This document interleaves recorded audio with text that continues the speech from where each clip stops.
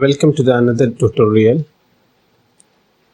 ഈ ചാപ്റ്ററിൽ നമ്മൾ വിശദമായി പഠിക്കാൻ പോകുന്ന കാര്യം എങ്ങനെയാണ് ആമസോണിൽ ഒരു സെല്ലർ അക്കൗണ്ട് രജിസ്ട്രേഷൻ ചെയ്യുക എന്നുള്ളതിനെ കുറിച്ചാണ്. അതിനായി ആദ്യമായി നമ്മൾ ഗൂഗിൾ ഓപ്പൺ ചെയ്ത് സെർച്ച് ബാറിൽ സെൽ ഓൺ ആമസോൺ എന്ന് ടൈപ്പ് ചെയ്തതിന് ശേഷം നമുക്ക് കാണാം ആമസോൺ സെല്ലർ അക്കൗണ്ട് ക്രിയേഷന് വേണ്ടിയിട്ടുള്ള ഡെഡിക്കേറ്റഡ് ആയിട്ടുള്ള ലിങ്കുകളാണ് ഇവിടെ. സെല്ലർ അക്കൗണ്ട് ക്രിയേഷൻ ചെയ്യാൻ വേണ്ടിയിട്ടുള്ള എക്സ്ക്ലൂസീവ് ആയിട്ടുള്ള ഒരു ഇൻഫർമേഷൻ പേജിലേക്കാണ് നമ്മൾ ലാൻഡ് ചെയ്യുന്നത്. സോ നമുക്കിവിടെ കാണാം ആമസോണിൽ എന്തുകൊണ്ട് സെല്ല് ചെയ്യുന്നു എന്നതിനെക്കുറിച്ചൊക്കെ, സെല്ല് ചെയ്യുന്നതിനെ കുറിച്ചുള്ള ഡീറ്റെയിൽ ആയിട്ടുള്ള ഗ്രാഫിക്സ് എല്ലാം ഇവിടെ നൽകിയിട്ടുണ്ട്. സോ നമ്മൾക്കിവിടെ കോർണറിൽ സ്റ്റാർട്ട് സെല്ലിംഗ് എന്നുള്ള ഒരു ബട്ടൺ നമുക്ക് എക്സ്ക്ലൂസീവ് ആയിട്ടുള്ള ഒരു ഓപ്ഷനായിട്ട് കാണാം. സോ ജസ്റ്റ് നമ്മൾ അതിൽ ക്ലിക്ക് ചെയ്യാണ്. ഇപ്പോൾ നമ്മൾ ക്രിയേറ്റ് അക്കൗണ്ട് എന്ന പേജിലാണ് നമ്മൾ ലാൻഡ് ചെയ്യുന്നത്. സോ ഇവിടെ നമുക്ക് 3 കാര്യങ്ങളാണ് ആദ്യം നമുക്ക് നൽകാനുള്ളത്. ഒന്ന് നമ്മുടെ പേരിനെ കുറിച്ചാണ്, 2 മൊബൈൽ നമ്പറാണ്, 3 ഒരു സെക്യൂർ ആയിട്ടുള്ള ഒരു പാസ്വേഡാണ്. സോ നമ്മളിവിടെ ആദ്യം നമ്മളുടെ പേരിവിടെ നൽകുക. അടുത്തതായിട്ട് നമ്മൾ മൊബൈൽ നമ്പറാണ് ഫീഡ് ചെയ്യേണ്ടത്. പാസ്വേഡ് നമുക്ക് ഏറ്റവും സെക്യൂർഡ് ആയിട്ടുള്ള ഒരു പാസ്വേഡ് നമ്മളിവിടെ നൽകുക. ദെൻ വെരിഫൈ മൊബൈൽ നമ്പർ എന്ന ബട്ടണിൽ ക്ലിക്ക് ചെയ്യുക. ഇപ്പം നമ്മൾ ഒരു ഒതൻറ്റിക്കേഷന് വേണ്ടിയിട്ടുള്ളൊരു പേജിലേക്കാണ് നമ്മൾ മൂവ് ചെയ്യുന്നത്. സോ നമ്മൾ ഒതൻറ്റിക്കേഷന് വേണ്ടിയിട്ടുള്ള ഒരു പസില് പൂർത്തീകരിച്ചതിന് ശേഷം നമ്മളിപ്പോൾ വെരിഫൈ മൊബൈൽ നമ്പർ എന്നുള്ള ഒരു ടാബിൽ വന്നിട്ടുണ്ട്. ഇവിടെ നമ്മൾ ആദ്യം ഫീഡ് ചെയ്തിട്ടുള്ള മൊബൈൽ നമ്പറിലേക്ക് ഒരു OTP വരുന്നതാണ്. സോ നിങ്ങളുടെ മൊബൈൽ നിങ്ങൾ ചെക്ക് ചെയ്യുക. അവിടെ വന്നിട്ടുള്ള OTP ജസ്റ്റ് ഇവിടെ നമ്മൾ ടൈപ്പ് ചെയ്തതിന് ശേഷം create your account Amazon account എന്ന ബട്ടണിൽ ക്ലിക്ക് ചെയ്യുക. നമ്മൾ ആദ്യം എത്തുന്ന പേജാണ്. എൻ്റർ GST നമ്പർ എന്നുള്ളതാണ് ആദ്യമായിട്ട് നമ്മൾ കാണുന്നത്. ഇവിടെ നമുക്ക് കാണാം സെല്ലർ അക്കൗണ്ട് ക്രിയേഷൻ എന്ന ടാബാണ് ഫസ്റ്റ് ഓപ്പൺ ആയിട്ടുള്ളത്. അതിൽ തന്നെ വെരിഫൈ ടാക്സ് ഡീറ്റെയിൽസ് എന്നാണ്. പിന്നെ ഇനി സ്റ്റോർ നെയിം, അതുപോലെ shipping preference and pickup address and bank details. ഇത്രയും കാര്യങ്ങളാണ് നമ്മൾ ഫില്ല് ചെയ്യേണ്ട കാര്യങ്ങൾ. സോ ഇവിടെ നമുക്ക് 2 ഓപ്ഷനാണ്. നമ്മളുടെ GST നമ്പർ നൽകിക്കൊണ്ട് നമുക്ക് നെക്സ്റ്റ് സ്റ്റെപ്പിലേക്ക് നീങ്ങാം. അതല്ല GST രജിസ്ട്രേഷൻ വേണ്ടാത്ത ചില കാറ്റഗറികളുണ്ട്, അഥവാ ബുക്സ് ഒക്കെ പോലുള്ള കാറ്റഗറി. സോ അത്തരം കാറ്റഗറിയിൽ നമുക്ക് സെല് ചെയ്യുന്ന ഒരാൾക്ക് ഈ ഒരു ബട്ടൺ ക്ലിക്ക് ചെയ്തുകൊണ്ട് വിത്തൗട്ട് GST നമ്പർ നമുക്ക് അങ്ങോട്ട് പാൻ അക്കൗണ്ട് നമ്പർ മാത്രം നൽകിക്കൊണ്ട് മുന്നോട്ട് പോവാം. ഇവിടെ നമ്മൾ I have GST number, so we have 15 digit GST number. So നമ്മൾ പറഞ്ഞു നമ്മൾ ബുക്സ് അല്ല വിൽപ്പനക്ക് പോകുന്നത്. സോ നമ്മൾ എന്തായാലും GST എടുക്കുക എന്നുള്ളത് നിർബന്ധമായ കാര്യമാണ്. അതിനെക്കുറിച്ചുള്ള കഴിഞ്ഞ ട്യൂട്ടോറിയലുകളെല്ലാം നിങ്ങൾ കണ്ടിട്ടുണ്ടാവും. സോ നമ്മൾ GST അപ്ലൈ ചെയ്ത് GST നമ്പർ എല്ലാം ലഭിച്ചതിന് ശേഷം ആ GST നമ്പറാണ് നമ്മളവിടെ നൽകേണ്ടത്.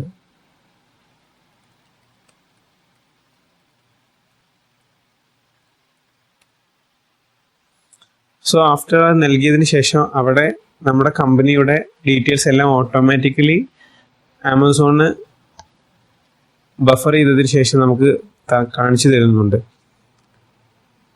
അവിടെ നമുക്ക് കണ്ടിന്യൂ ടു വെരിഫൈ എന്നുള്ള ഒരു ബട്ടൺ താഴെ നമുക്കിവിടെ കാണാം. സോ നമ്മളതിൽ ആണ് ഇനി ക്ലിക്ക് ചെയ്യേണ്ടത്. ഇപ്പോൾ നമ്മൾ നെക്സ്റ്റ് സ്റ്റെപ്പിലേക്കാണ്. ഇവിടെ അപ്ലോഡ് GST ഡോക്യുമെൻ്റ്. ഇവിടെയാണ് നമ്മൾ മുൻപ് പറഞ്ഞിരുന്നു GST രജിസ്ട്രേഷൻ എടുത്തു കഴിഞ്ഞാൽ GST പോർട്ടലിൽ നമ്മൾ ലോഗിൻ ചെയ്ത് അവിടെ ഡൗൺലോഡ്സ് എന്ന ഓപ്ഷനിൽ നമ്മളുടെ GST രജിസ്ട്രേഷൻ ചെയ്തതിന് ശേഷം GST സർട്ടിഫിക്കറ്റ് നമുക്ക് ഡൗൺലോഡ് ചെയ്യാനുള്ള ഓപ്ഷൻ ഉണ്ട്. സോ അതാണ് നമ്മളിവിടെ യൂട്ടിലൈസ് ചെയ്യേണ്ടത്. അത് യൂട്ടിലൈസ് ചെയ്ത് നമ്മൾ ഡൗൺലോഡ് ചെയ്ത് ആ GST ഡോക്യുമെൻ്റ് ആണ് നമ്മളിവിടെ അപ്ലോഡ് ചെയ്യേണ്ടത്. സോ നമ്മൾ പറഞ്ഞു GST സർട്ടിഫിക്കറ്റ് ആണ് നമ്മൾ അപ്ലോഡ് ചെയ്യേണ്ടത്.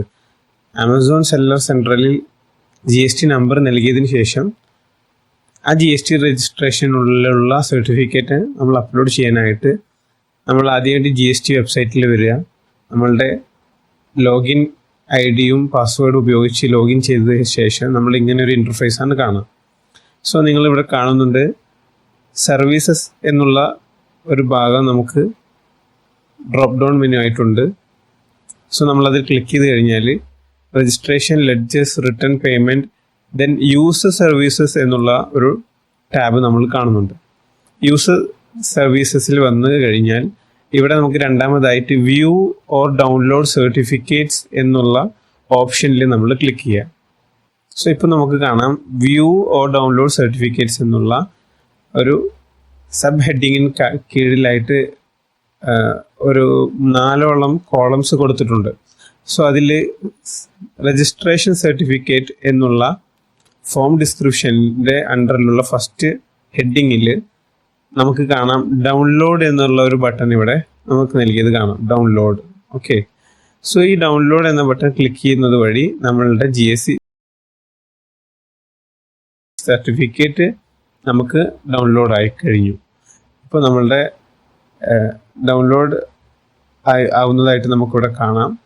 സോ ആഫ്റ്റർ അത് ഫില്ലായി കഴിഞ്ഞാൽ നമ്മൾ വീണ്ടും നമ്മളുടെ ആമസോൺ സെല്ലർ രജിസ്ട്രേഷൻ്റെ പേജിലേക്ക് തിരിച്ചു വരുന്നു. ഇവിടെ നമുക്ക് കാണാം അപ്ലോഡ് GST സർട്ടിഫിക്കറ്റ് എന്നുള്ള ഈ ഒരു ഭാഗത്ത് നമ്മൾ അപ്ലോഡ് ഫയൽ എന്ന ബട്ടണിൽ ക്ലിക്ക് ചെയ്യുകയാണെങ്കിൽ നമുക്കിതുപോലെ കാണുന്നത് പോലെ നമ്മുടെ GST സർട്ടിഫിക്കറ്റ് ഡൗൺലോഡ്സിൽ നിന്നും സിമ്പിളായിട്ട് നമ്മൾ അപ്ലോഡ് ചെയ്ത് കഴിഞ്ഞു. ഇവിടെ നമുക്ക്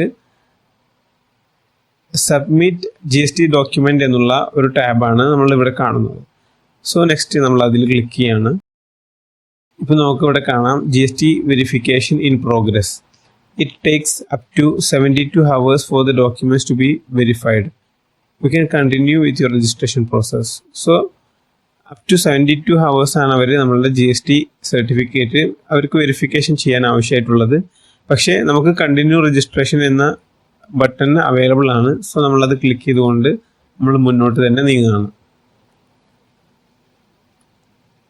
ഇപ്പോൾ നമ്മൾ കാണുന്നുണ്ട് name of your Amazon store എന്നുള്ളതാണ്. അതായത് ഈ ഒരു പേരാണ് നമ്മളുടെ പ്രോഡക്ട്സിൻ്റെ സ്റ്റോറിൽ ആയിക്കൊണ്ട് നമ്മുടെ കസ്റ്റമേഴ്സ് ആമസോണിൻ്റെ ഷോപ്പിംഗ് പ്ലാറ്റ്ഫോമിൽ കാണാം. ഒരു എക്സാമ്പിൾ ഇവിടെ കൊടുത്തിട്ടുണ്ട്. ഇപ്പോൾ നിങ്ങൾക്ക് ഇവിടെ കാണാം ഈ ഒരു എക്സാമ്പിളിൽ ഈ സ്ലീപ്പിംഗ് പില്ലോസ് എന്നുള്ള ഈ ഒരു പ്രൊഡക്റ്റ് വിൽക്കുമ്പോൾ ഈ ബൈ ബട്ടന് താഴെയായിട്ട് സോൾഡ് ബൈ ഗ്രാൻഡ് ഇൻ്റർനാഷണൽ. ഇപ്പോൾ നമ്മൾ ഗ്രാൻഡ് ഇൻ്റർനാഷണലിൽ നിന്നാണ് സ്റ്റോർ നെയിം ഇവിടെ നൽകിയിട്ടുള്ളത്. സോ അതുകൊണ്ടാണ് അത് അവിടെ ഡിസ്പ്ലേ ചെയ്ത് കാണിക്കുന്നത്. ഫോർ എക്സാമ്പിൾ നിങ്ങളുടെ കമ്പനിയുടെ പേര് ABC എൻ്റർപ്രൈസസ് എന്നാണെങ്കിൽ നിങ്ങളത് നൽകുക. ഇവിടെ സേവ് ആൻഡ് കണ്ടിന്യൂ എന്നുള്ള ഭാഗത്ത് ക്ലിക്ക് ചെയ്യുന്നത് വഴി ഇപ്പോൾ നമുക്ക് ഇവിടെ കാണാം store name already exist. So ആമസോണിൽ ഇല്ലാത്തൊരു പേരായിരിക്കണം നമ്മളിവിടെ സ്റ്റോർ നെയിം ആയിട്ട് ചൂസ് ചെയ്യേണ്ടത്. മറ്റുള്ള സെല്ലേഴ്സ് എല്ലാം എടുത്ത് ഉപയോഗിച്ചിട്ടുള്ള ഒരു പേരാണെങ്കിൽ നമുക്കത് ലഭ്യമാവില്ല.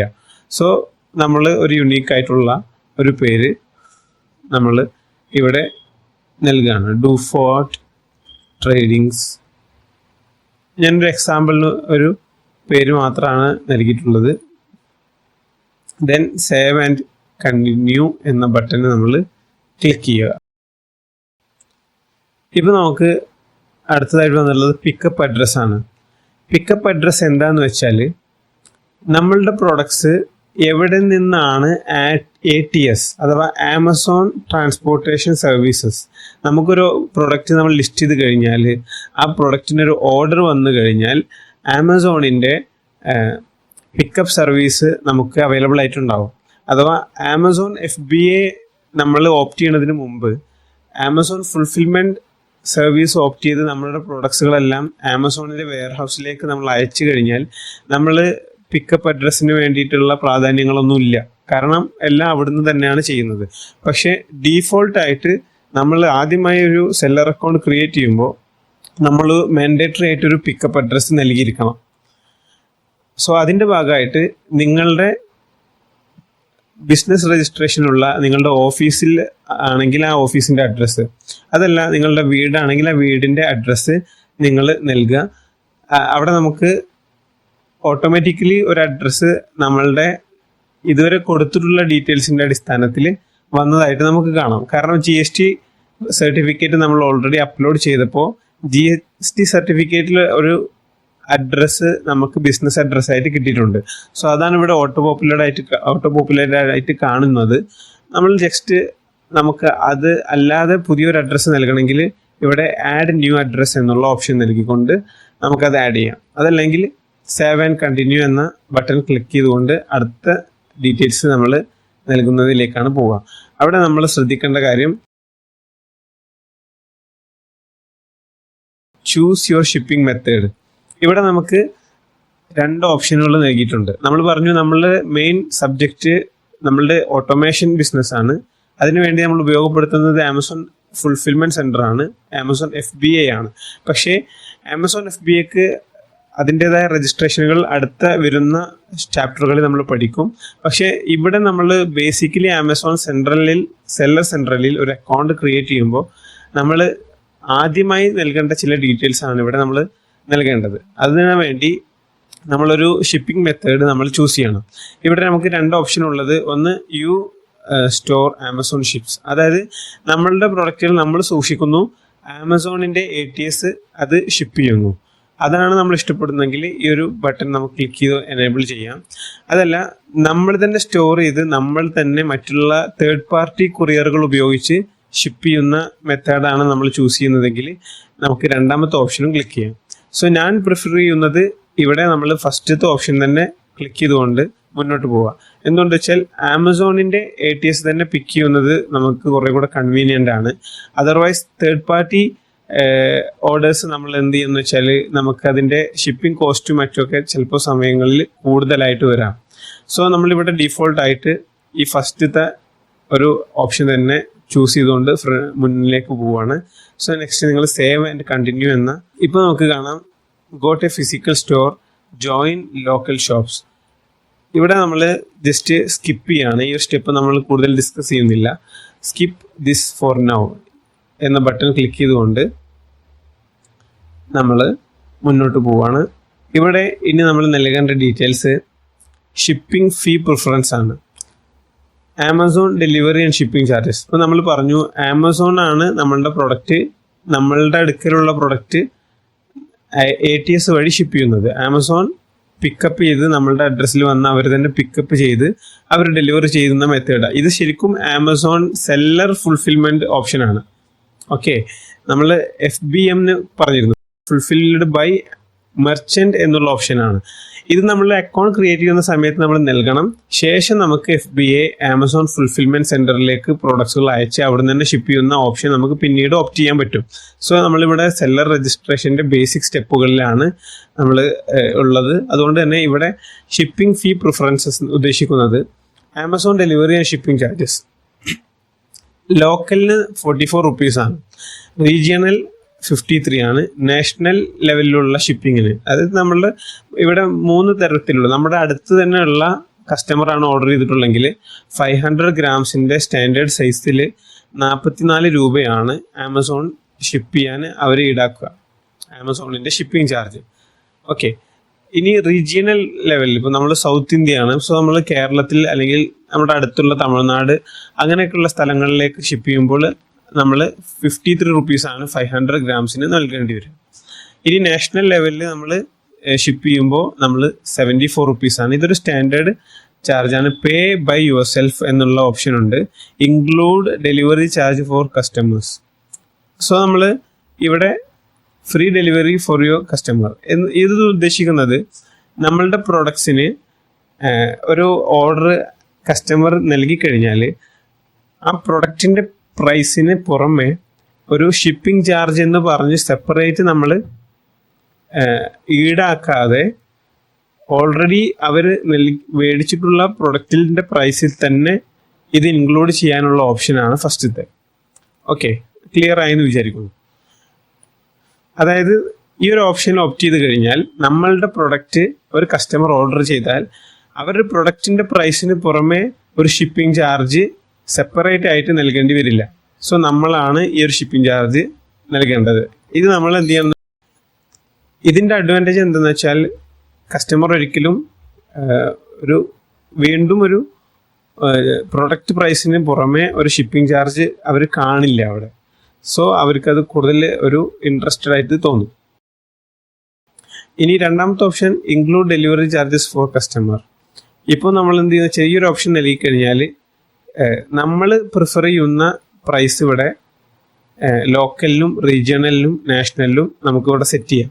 ഇവിടെ 44 റുപ്പീസാണ് സ്റ്റാൻഡേർഡ് റേറ്റ് ആമസോണിന്. നമുക്കിവിടെ വേണമെങ്കിൽ അതിനേക്കാൾ കൂടുതൽ 50, അതുപോലെ തന്നെ 65, 100 എന്നുള്ള രീതിയിലെല്ലാം സെറ്റ് ചെയ്യാം. സെറ്റ് ചെയ്ത് കഴിഞ്ഞാൽ നമ്മളുടെ ഒരു കസ്റ്റമർ ഓർഡർ ചെയ്ത് കഴിഞ്ഞാൽ ആ പ്രൊഡക്റ്റ് പ്രൈസിന് പുറമെ അവരുടെ ലൊക്കേഷൻ അനുസരിച്ചിട്ട് ലോക്കലാണെങ്കിൽ അവർ അടുത്ത് തന്നെയുള്ള ആളാണെങ്കിൽ 50 രൂപ എക്സ്ട്രാ ഷിപ്പിങ്ങിന് വേണമെന്ന് കാണിക്കും അവർക്ക്. അല്ല റീജിയണൽ ആണെങ്കിൽ റീജിയണൽ ആയിട്ടുള്ള ഷിപ്പിംഗ് ചാർജ് അവർക്ക് എക്സ്ട്രാ കാണിക്കും. സോ നമ്മൾ ഏറ്റവും പ്രിഫർ ചെയ്യുന്നത് പേ ബൈ യുവർ സെൽഫ് എന്നുള്ള ഈ ഒരു ബട്ടൺ ഫസ്റ്റ് തന്നെ ക്ലിക്ക് ചെയ്തുകൊണ്ട് സേവ് ആൻഡ് കണ്ടിന്യൂ വഴി നമ്മൾ ഫ്രണ്ടിലേക്ക് മുന്നോട്ട് നീങ്ങുകയാണ്. സോ അടുത്തതായിട്ട് ബാങ്ക് ഡീറ്റെയിൽസ് ആണ് നമുക്കിവിടെ ആഡ് ചെയ്യാനുള്ളത്. Add your bank account. നമ്മൾ പറഞ്ഞിരുന്നു നമ്മൾ GST രജിസ്ട്രേഷൻ്റെ ഡോക്യുമെൻറ്റ്സുകൾ തയ്യാറാക്കുന്ന കൂട്ടത്തിൽ നമ്മൾ ബാങ്ക് അക്കൗണ്ടിനെ കുറിച്ചുള്ള ഒരു എക്സ്ക്ലൂസീവ് ആയിട്ടുള്ള ചാപ്റ്ററിൽ ഡിസ്കസ് ചെയ്തിട്ടുണ്ട്. നമുക്കൊരു ബിസിനസ് ബാങ്ക് അക്കൗണ്ട് വേണം. സോ നമ്മളിവിടെ നമ്മളുടെ ബിസിനസ് ബാങ്ക് അക്കൗണ്ടിൻ്റെ ഡീറ്റെയിൽസ് ആണ് ഇവിടെ നൽകേണ്ടത്. ഇവിടെ നമ്മൾ അക്കൗണ്ട് ഹോൾഡറുടെ നെയിം നമ്മൾ ഫീഡ് ചെയ്യുക. ദെൻ ബാങ്ക് അക്കൗണ്ടിൻ്റെ നമ്പർ, അത് വീണ്ടും നമ്മൾ വെരിഫൈ ചെയ്യാൻ വേണ്ടി അടുത്ത സ്റ്റെപ്പിലും ആ നമ്പർ തന്നെ ഫീഡ് ചെയ്യുക. Then IFSC code of your bank, നിങ്ങളുടെ ബാങ്കിൻ്റെ IFSC കോഡ് ആണ് ഇവിടെ നൽകേണ്ടത്. ഇത്രയും നൽകി കഴിഞ്ഞാൽ സേവ് ആൻഡ് കണ്ടിന്യൂ എന്ന ബട്ടണിലൂടെ നമുക്ക് നെക്സ്റ്റ് സ്റ്റെപ്പിലേക്കാണ് നമ്മൾ പോകുന്നത്. ഇപ്പോൾ നമുക്ക് ഇവിടെ default GST rate product tax code എന്നുള്ളൊരു ഹെഡിങ് ആണ് കാണുന്നത്. ഇവിടെ നമ്മൾ നൽകേണ്ടത്, നമ്മൾ പറഞ്ഞിരുന്നു ഓരോ HSN കോഡിൽ ഓരോ പ്രൊഡക്റ്റിനും ഓരോ HSN കോഡുണ്ട്. ആ കാറ്റഗറിക്ക് അനുസരിച്ചുള്ള ടാക്സ് റേറ്റുകളുണ്ട്. 5% ടാക്സ്, 12% ടാക്സ്, 18% ടാക്സ്, 2.5 അല്ലെങ്കിൽ 3% ടാക്സ്, ഇങ്ങനെയൊക്കെ വരുന്ന ഓരോ ടാക്സ് റേറ്റുകളുണ്ട്. ഇപ്പോൾ ഇവിടെ ഡീഫോൾട്ടായിട്ട് എക്സെംപ്റ്റ്, അതായത് GST എക്സെംപ്റ്റ് ആയിട്ടുള്ള GST ടാക്സ് ഇല്ലാത്ത പ്രോഡക്ട്സുകളെ സംബന്ധിച്ചിട്ടുള്ള ടാക്സ് കോഡ് മാത്രമാണ് ഇവിടെ നൽകിയിട്ടുള്ളത്. ഇവിടെ നമ്മളുടെ പ്രോഡക്ട്സ് ഏതൊരു കാറ്റഗറിയിലാണോ വരുന്നത് അതിനനുസരിച്ചിട്ടുള്ള ടാക്സ് ആണ് ഇവിടെ നൽകേണ്ടത്. സോ നമുക്കിപ്പോൾ നമ്മൾ പല കാറ്റഗറിയിലുള്ള പ്രോഡക്ട്സുകളും ഒരുപക്ഷെ വിൽക്കുന്ന ഒരു സെല്ലറായിരിക്കാം. അതുകൊണ്ട് കുഴപ്പങ്ങളൊന്നുമില്ല. നമ്മൾ അതിനനുസരിച്ചുള്ള ടാക്സ് റേറ്റ് ആ പ്രോഡക്റ്റ് ആഡ് ചെയ്യുന്ന സമയത്ത് നമുക്ക് അവിടെ കാൽക്കുലേഷൻ, അവിടെ നമുക്ക് അത് മെൻഷൻ ചെയ്യാനുള്ള ഓപ്ഷൻ ഉണ്ടാവും. സോ ഇവിടെ നമ്മൾ ഒരു ഫോർമാലിറ്റിക്ക് ഈ ഒരു ഭാഗം ഫില്ല് ചെയ്യുക. അതിനുവേണ്ടി നമ്മളിപ്പോൾ ഇത് വായിക്കുമ്പോൾ നമുക്കിവിടെ കാണാം. സോ ഇവിടെ നിങ്ങൾക്ക് കാണാം നമ്മളുടെ രജിസ്ട്രേഷൻ കംപ്ലീറ്റ് ആയി.